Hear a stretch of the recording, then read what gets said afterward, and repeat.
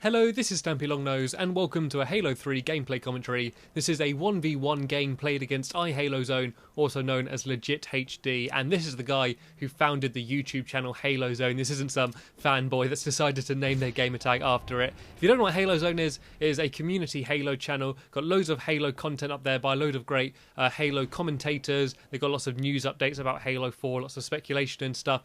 So if you are a fan of Halo and you're not subscribed to there, I'll leave it in the link in the description, and it's definitely worth going to check out. I post some of my commentaries on there, so if you just want to see some more stuff from me, then go and look at it. I posted a video up there very recently talking about what would happen if Halo 4 sucks. So if you're interested in that, then definitely go and see it. But yeah, he's a really cool guy. He doesn't actually have a mic at the moment, so I've never actually spoke to him like in person, in voice, but I've messaged him loads and spoke to him, and he allows me to post some of my videos on there, so he's a really cool guy. And we decided to hop onto Halo 3. I hadn't played Halo 3 for a long time. Like, I'd probably play it once every 2 or 3 months, just sort of for one gaming session for a bit of a change. So you'll see throughout this game, my accuracy isn't the best, and I think that's my big downfall throughout this entire game. Like, it was kind of the same for him. I think he is also, like, predominantly a Halo Reach player, just sort of playing the more recent Halo game. But we both decided to go on Halo 3, and we did some matchmaking then. Before we went off, I was like, come on, let's have a 1v1. So this is the MLG variant of the map Guardian. I'm sure you're all very familiar with this. But as I say, my accuracy isn't the best throughout this game, and there are a few slow points, especially here at the start of the game. You can generally expect that in a 1v1 game. So this is actually probably one of the larger maps for a 1v1 game, and there isn't actually that many really good 1v1 maps in Halo games. I think Guardian, for me, is probably the standout map. I think Lockout, probably in Halo 2, maybe also Midship, is quite a good 1v1 map. But throughout like all the Halo games, there isn't actually that many brilliant 1v1 maps, especially in Halo Reach. That's one of my biggest problems with Halo Reach, is that to have a good 1v1 game, there's not really much you can do. Like, Sanctuary's quite a good one, or Asylum, and like, I don't know, sometimes you can have a good game on Countdown, but it's normally pretty rare, it's normally pretty slow.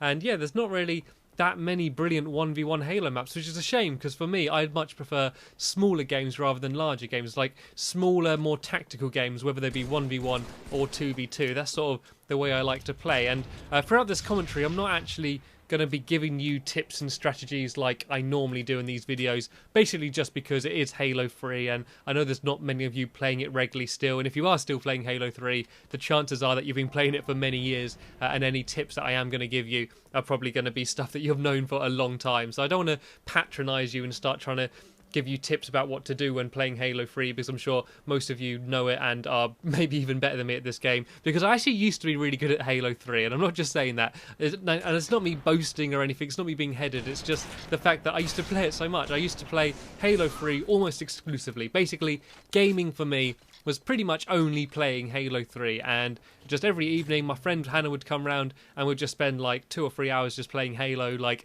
Friday night would come, and here's a nice no scope. Yeah, Friday night would come and we'd just sort of just be drinking and just sort of playing Halo. We never really took it seriously. I never did MLG game types. I never took it as a competitive thing. As much of like a big part of Halo for what was it for us was just going online and just chatting to people. And this is before the days of party chat where everyone's now really unsocial and they just sort of go into a game and be talking to their friends that are playing another game and not really interact with everyone. This was the time when everyone had their mics in, no one was in party chat, and you go into a game and you normally have a big laugh at the start of the game, or a big argument with the other team saying they suck, or just some sort of awkward conversations with people that don't really understand English very well or something, and it'll just be really good fun. Just sort of, we sort of made up a clan called the Domination Clan, like all just like joking around, and we'd try and recruit as many people into this clan as we could in one night. So we'd basically just join a game and we'd just be chatting to whoever we got partied up with in that game, and we'd try and tell them to join this clan called the Domination Clan.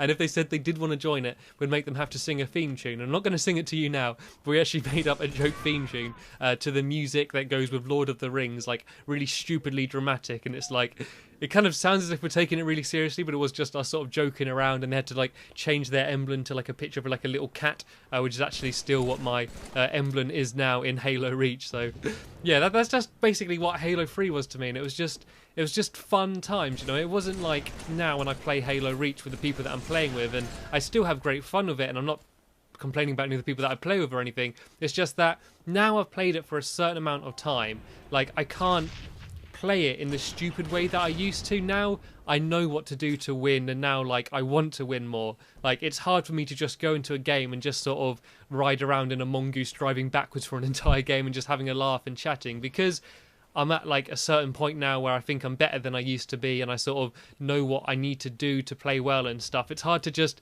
sort of zone out and just ignore all that stuff and just sort of play in this stupid way. So now if I did go into something like Action Sack or like something like the stupid free-for-all game types, you know, like free-for-all oddball, which is kind of just like a mad rush to run and grab the oddball and doesn't really take like that much skill, it's kind of hard for me to find that fun like I would used to when I used to play Halo 3 and play all like these stupid infection maps and Jenga and stuff. Now that I am a better player and I'm playing with more competitively minded people, like if I want to have fun now, I feel like I've got to go into like something like Zero Bloom MLG. I've got to go to like a proper fair competitive battleground. I can't just do all this stupid stuff that I used to. And of course I do like sometimes find it fun. It's not like I only take Halo seriously now and I can't just have a laugh and joke around with it. It's just things don't feel the same now for what they used to be. And I think that once you do get to the point where, like me, like I'm sure where a lot of you are at the same point as well, because you're watching Halo commentaries, like the chances are you'd take this more serious than sort of the average casual gamer.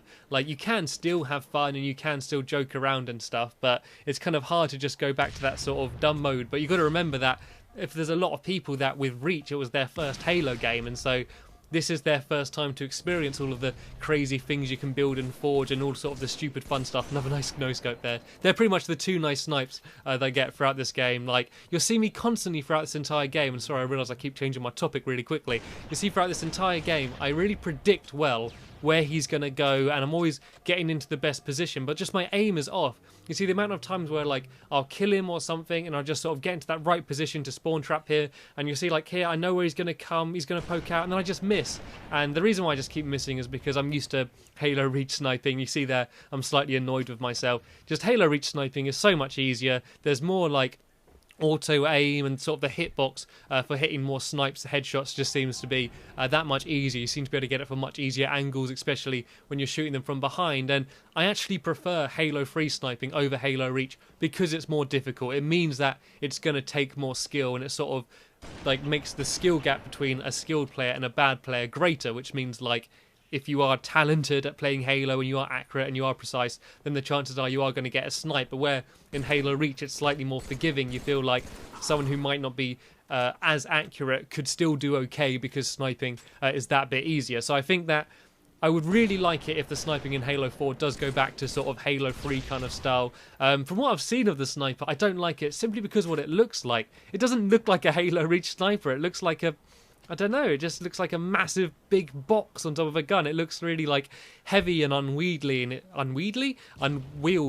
and it sort of looks like, I don't know, it's got quite a lot of recoil on it. And I know recoil doesn't really matter with a sniper, like you just see that bloom go up and it doesn't actually affect your shots, but it's just a lot of a gun, the enjoyment you get out of it is the sound and the animation and just sort of the way it kind of feels. And I know you're not really feeling it, you're just moving analog sticks, but there is sort of like, you need a good flow to a gun. And from what I've seen of the Halo 4 sniper, which isn't very much, I don't know, I'm not too fond of it so far, but if they are taking it back to games like maybe Halo 3, maybe even Halo 2, where it does take a little bit more skill than Reach, I do think that is moving it into a good direction. And from what I've seen of Halo 4, with all the guns and all the balancing and stuff, I do think that they are doing a good job with it. I do think, as far as I can tell, what they're doing with the guns is making it a lot better than it used to be, because throughout all of Halo games, probably not so much Halo 1, but probably from Halo 2 onwards, you generally get a few like go-to guns that everyone's going to use. Obviously the battle rifle or DMR, like the sniper rifle, rockets are always a good idea,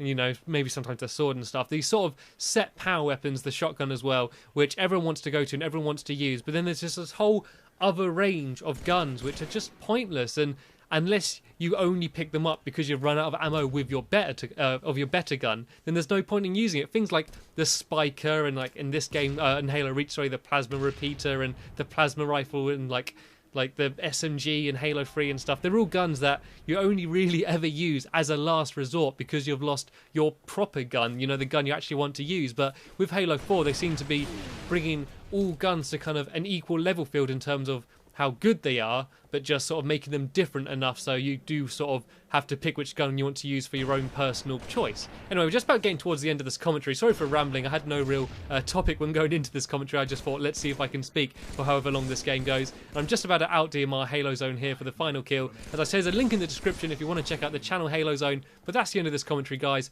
Cheers for watching, and I'll see you later.